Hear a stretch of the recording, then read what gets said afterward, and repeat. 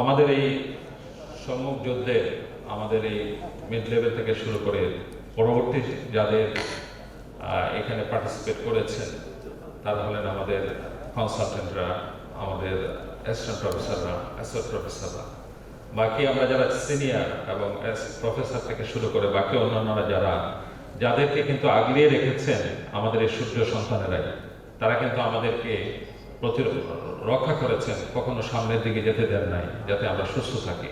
সেই জন্য আবারও তাদের প্রতি কৃতজ্ঞতা। আসলে আমি এই দিনটার জন্য, এই ক্ষণটার জন্য অনেক দিন থেকে অপেক্ষা করছিলাম। আমরা অস্থিরতায় ভুগছিলাম যে কখন কিভাবে আমাদের এই সূর্য সন্তানদের একটু স্বীকৃতি দেব, দাঁড়িয়ে মাথা নত করে তাদেরকে সালাম জানাবো, ভালোবাসা প্রকাশ করব। সেটার জন্য অনেকদিন থেকে অপেক্ষা করছিলাম। তারই জন্য আমরা প্রস্তুতি নিচ্ছিলাম। মুজিব বর্ষের অংশ হিসেবে ঢাকা মেডিকেল কলেজ থেকে আপনাদেরকে ডেকে মাননীয় মন্ত্রীর প্রেজেন্সে আমরা সবকিছু রেডি করে রেখেছিলাম। আমাদের টোকেন অফ লাভ, গিফট থেকে শুরু করে এখনো আমাদের কাছে আছে, কিন্তু দ্বিতীয় এবার জন্য আমরা আসলে পারিনি। তারপরে এই অস্বস্তির কোনো অবস্থাতেই কমতি নাই, একেবারেই আমরা শান্তি পাচ্ছিলাম।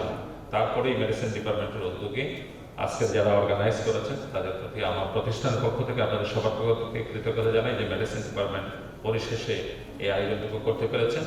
আমার অবস্থান থেকে প্রিন্সিপাল হিসেবে আমি তাদেরকে আবারও স্বাগত জানাই, ধন্যবাদ জানাই।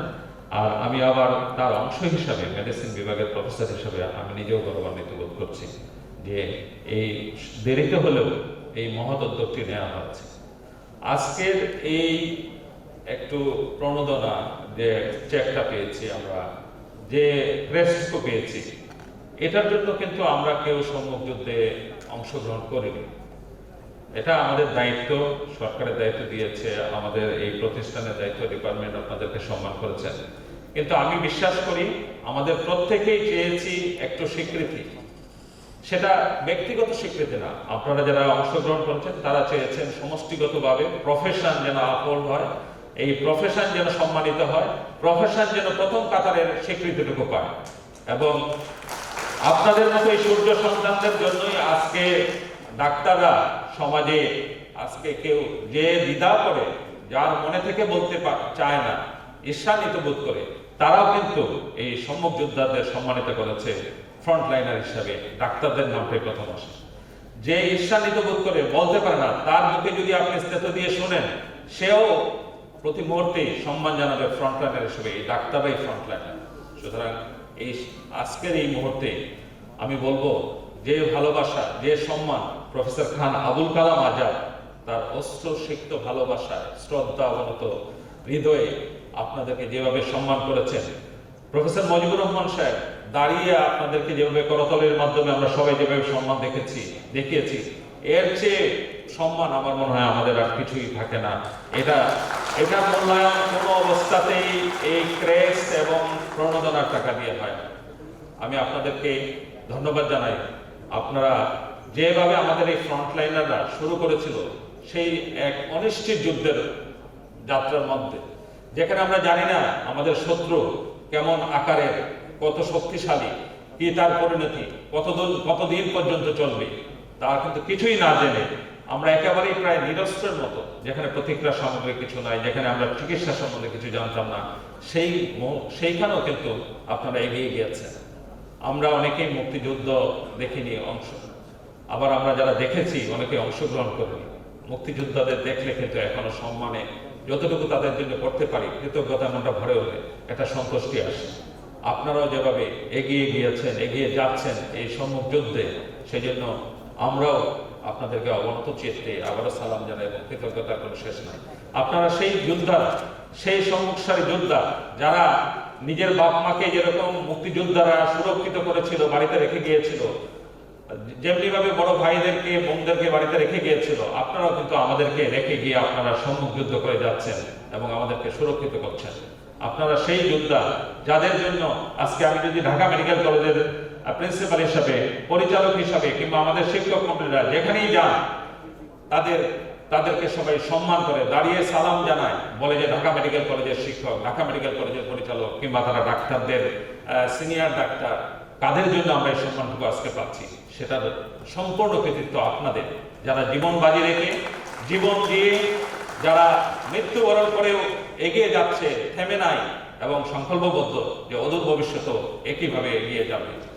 সুতরাং আজকের এই প্রোগ্রামের মাধ্যমে আমরা বলতে চাই, আমি একেবারেই মন থেকে বলতে চাই, আমার সম্মান দুটো গ্রুপের প্রতি, যারা আপনারা ফ্রন্টলাইনের আমরা যারা বলেছি, আর একটা হলো মাননীয় প্রধানমন্ত্রীর প্রতি।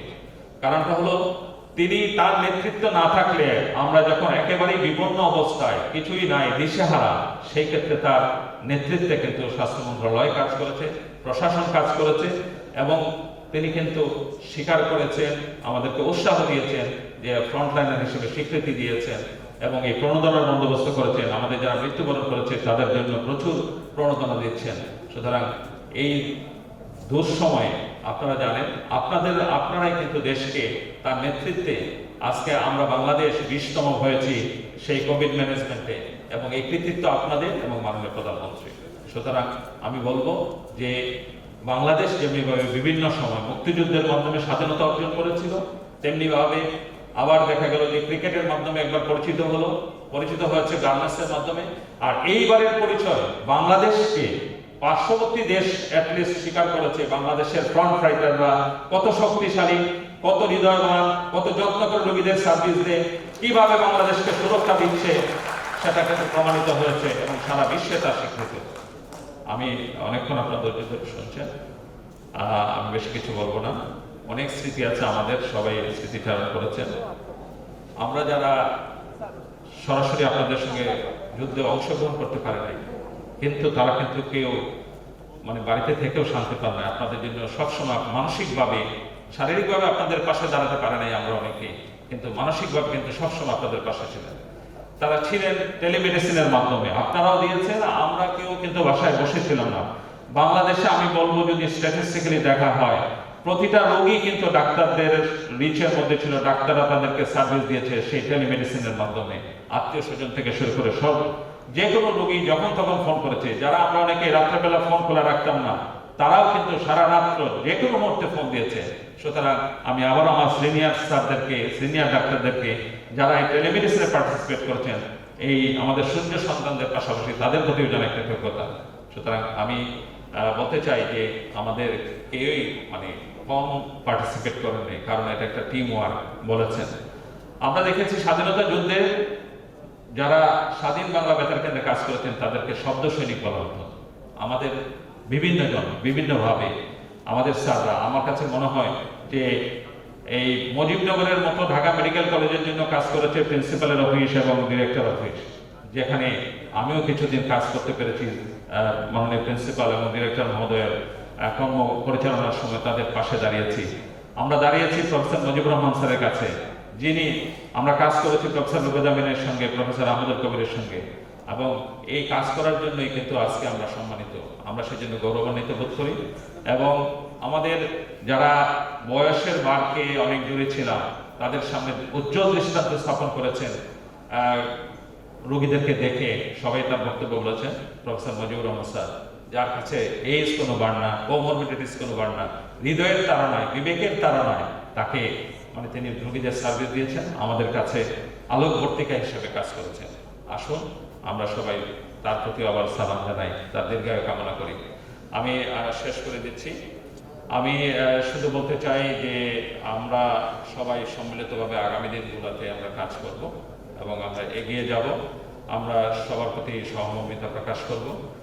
আমাদের উচিত যারা এখন বার্ন আউট হয়ে যাচ্ছে তাদেরকে রিপ্লেস করা। আমরা সরকারকে অনুরোধ করব, আমরা বিভিন্ন ফোরাম অনুরোধ করেছি, আমাদের নতুন ডাক্তার দরকার আরো নিয়োগ দিতে হবে। আর পরিশেষে আপনাদের আশ্বস্ত করতে চাই, আমরা সবাই ভ্যাকসিনেটেড হয়েছি, আমরা অনেকখানি ইমিউনিটি ডেভেলপ করেছি, আমরা এখন অনেকে চেম্বার করা শুরু করেছি। সুতরাং আপনাদের পাশে আমরা এখন আর দূরে থাকবো না, একেবারে পাশে থেকেই কাজ করব। এই অঙ্গীকার রেখে আজকে আবারও সবাইকে ধন্যবাদ জানাই এবং আয়োজকদের ধন্যবাদ জানাই।